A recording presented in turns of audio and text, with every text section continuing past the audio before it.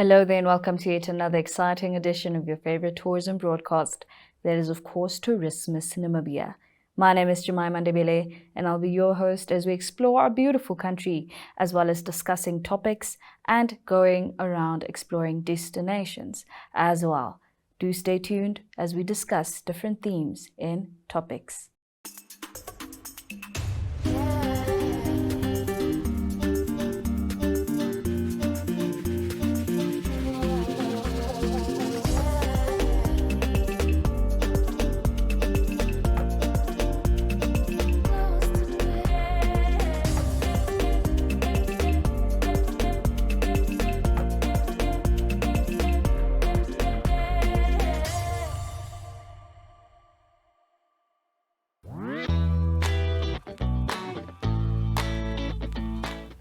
First up in topics, we will be taking a look at the record heat, sea level, and surface temperature levels that were revealed by Secretary General of the United Nations, Antonio Guterres.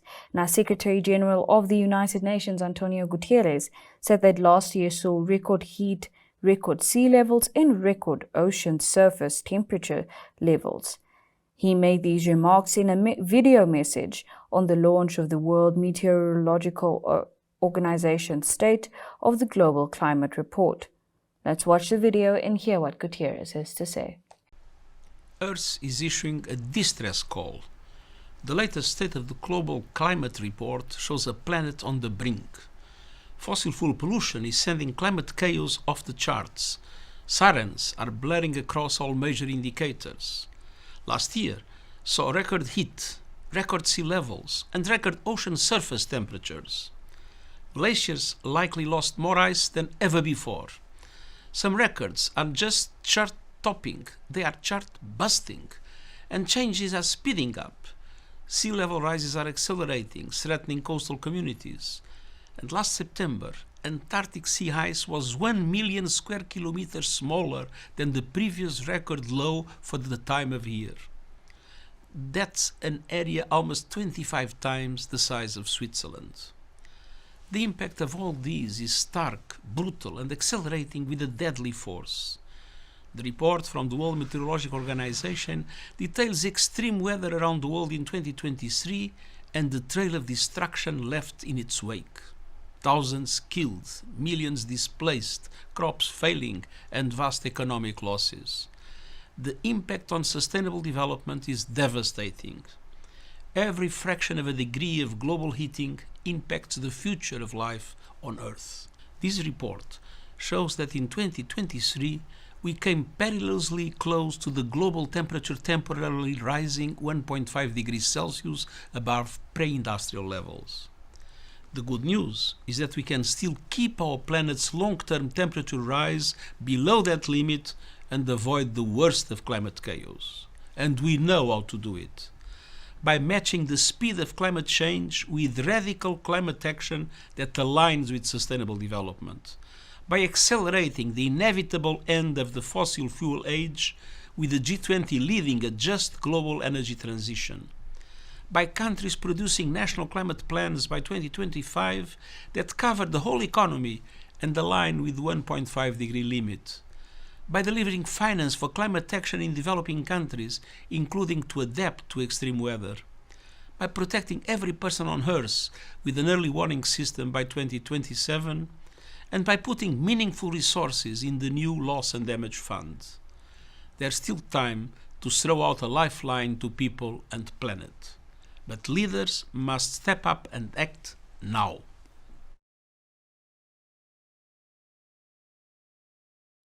Our second topic, we will be taking a look at the poaching drives. Now, poaching rates in southern Africa have been rising and concerns about endangered species such as the rhinoceros are growing. While politicians struggle to find regulatory solutions to protect rhinos from poachers, at the end of the day, there is only one person standing between the animal and the poacher. That is, of course, the ranger. Thankfully, anti-poaching drives in Namibia are flourishing, with initiatives moving towards privatized and increasingly militarized ranger work. Namibia Media Holdings spoke to leading anti-poaching company Namibia Wildlife Protection, and found that there is a big demand for anti-poaching units in the Namibian farming industry. According to Namibia Wildlife Protection founder and director Salman Vermaak, he decided to specialize in the protection of rhinos and elephants. Vermaak now employs over 200 rangers covering about 700,000 hectares of private farmland. In other news, the jackals' taste for melons are helping the fruit flourish in the Namib Desert. According to new research, the black-backed jackal in Namibia urinates on sweet melons that grow in the Namib Desert to prevent other jackals from stealing their fruit. The finding sheds light on how the plant have populated the harsh environment, providing other species with a crucial source of food and moisture. Namibian scientist Saima Shikesho made the discovery while studying the role the jackals played in distributing the seeds of the Nara plant, a desert shrub only found in Namibia that produces large, round, sweet melons encased in tough, spiny skin. It certainly is beautiful to see the coexistence of both fauna and flora. Do stay tuned for destinations as we explore both the south and the northeastern part of our beautiful country.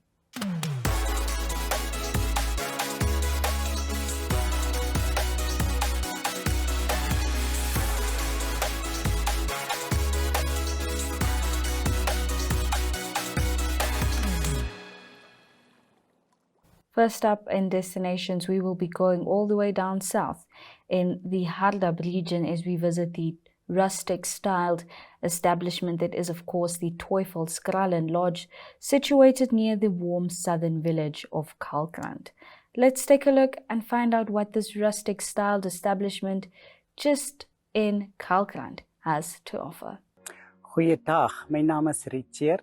Ek is op Tuefellskrallen Lodge, Kalkrand. Dit is 'n baie klein dorpie, maar ons is baie goeie span wat saamwerk.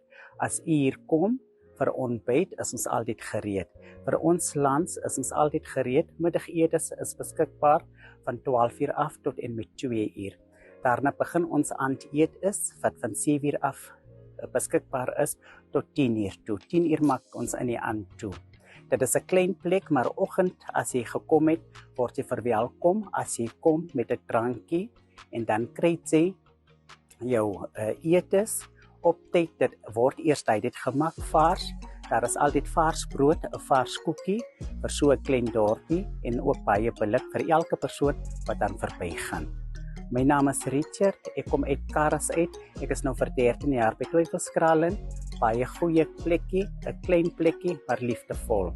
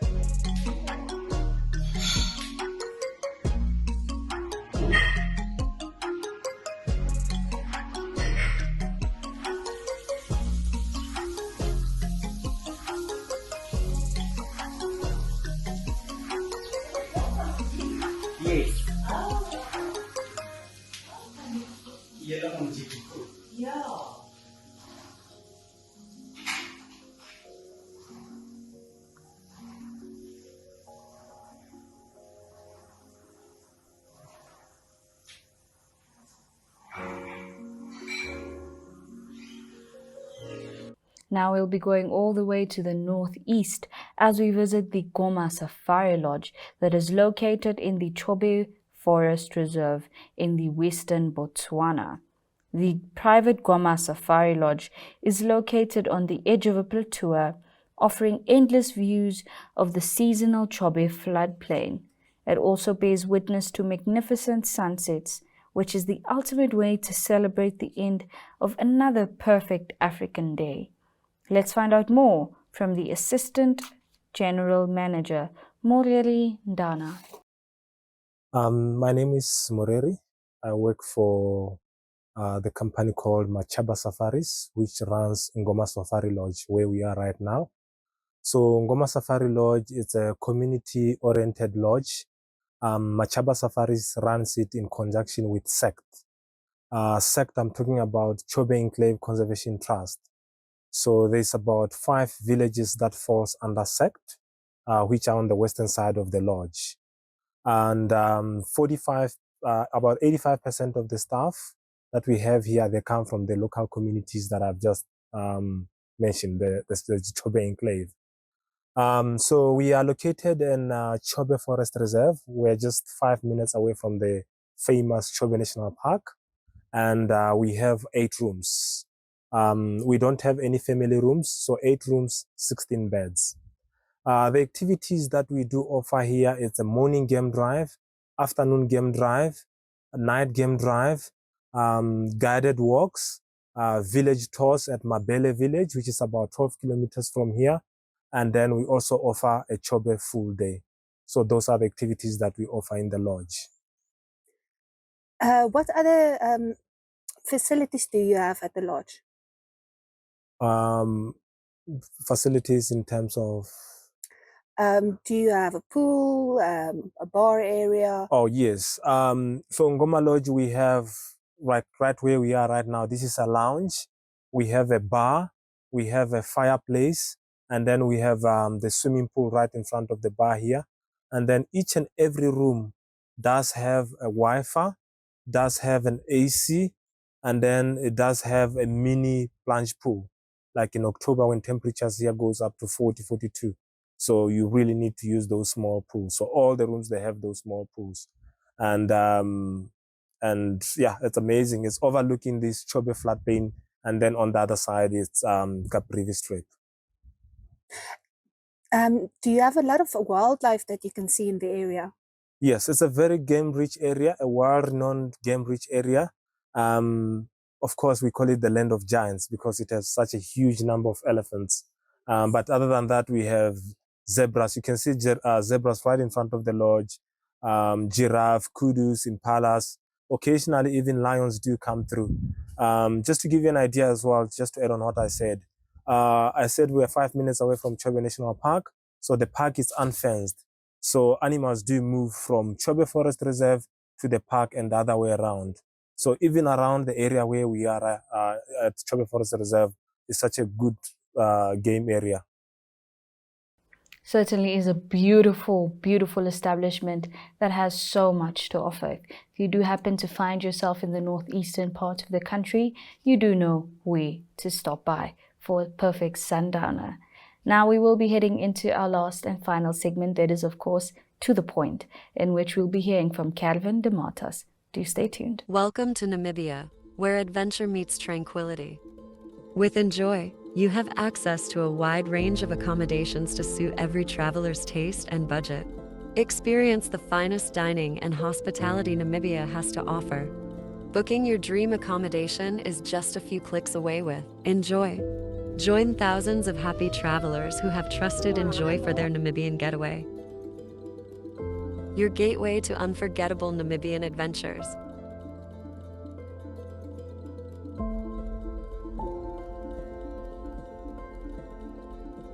Visit us today at enjoy.my.na.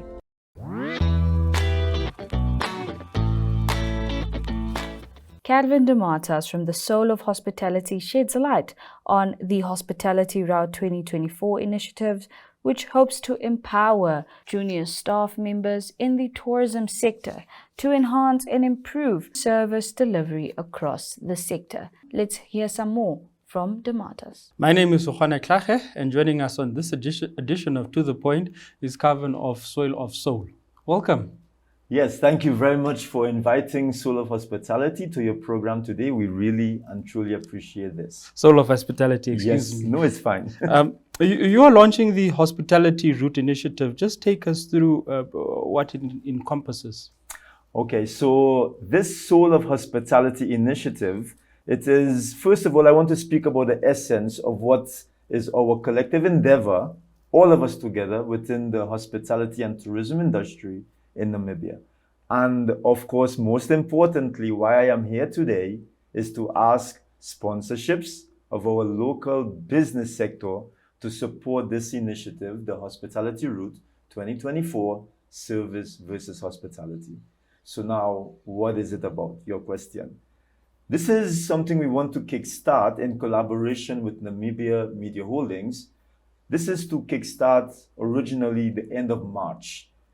However, due to the sponsorships which are coming in quite slowly, we are looking at commencing most probably now mid-April. But this would involve hosting and the traveling of 8 different team members on 6 different trips from the north to the south of Namibia, so they can learn what their product is, Namibia. So this would be an initiative which would be us immersing these 8 team members, the various team members, into what real guest encounters would be when these guests travel to the various properties in Namibia or going through the various landscapes. So all of this is more or less to create conversation, communication, but that our team members are in tune not only with what their individual products may be, where they work at, but what the main product is, which is Namibia. And then I'd like to ask, who are the main stakeholders participating in this Hospitality Route Initiative? Very well. So the main stakeholders, of course, would be Namibia Media Holdings. Gondwana is also supporting the initiative. HAN, the Hospitality Association of Namibia, they are endorsing this product along with NMH. They see the value in what we are wanting to do here to equip our team members to be knowledgeable of their products, whether they are in the hospitality accommodation or the regular service sectors they may come from. But at the end of the day, they are all grassroots, entry-level team members. These are the people we are targeting to be part of this program, the Hospitality Route.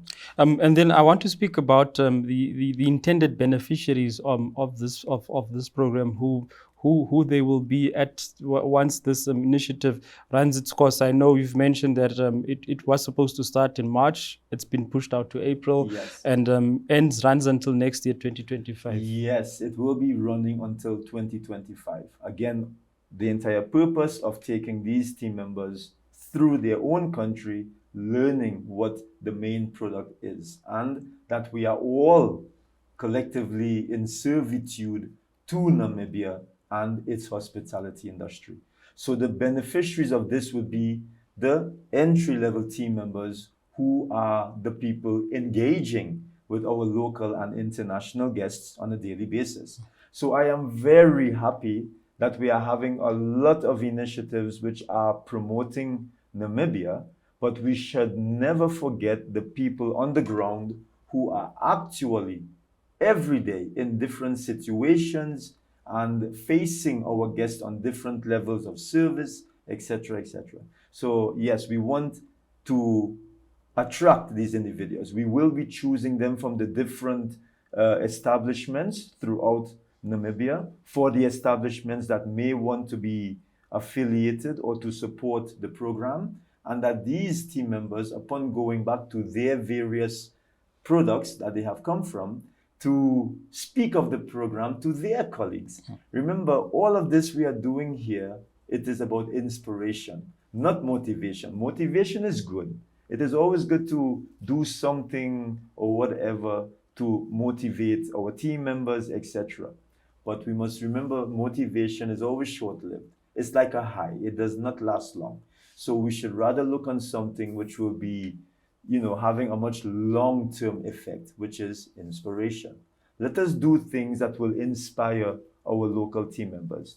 And what would be the number one realistic thing that would inspire our team members? Their remuneration.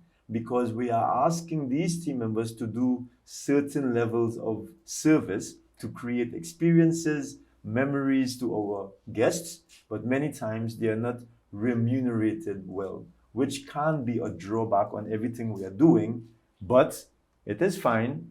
This is not something, what I'm saying, this is not going to happen tomorrow. This thing of a salary increase, it will not happen tomorrow. But we have to start somewhere of inspiring these entry-level team members on doing better in their roles, and which in the long term will inspire their employers to want to relook their budgets of an increase and, to give something of an equality in their income to make it all worthwhile. Because at the end of the day, it is also a livelihood.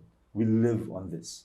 And then just in closing, as we are running out of time, yes. the targeted beneficiaries, how many members are we looking at, or how many individuals are you looking at empowering with this the hospitality route initiative?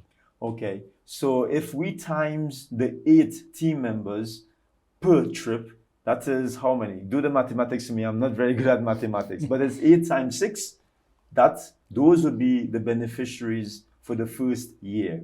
I am so happy that NMH is looking at a year 2 and 3 for this initiative, because again, the long-term effect of what we are doing here, it is to inspire. We want to not only educate, I don't want to call this educating, but to equip with the product knowledge, which is, again, their individual products, but also Namibia being the main product. That's why guests come here in the first place.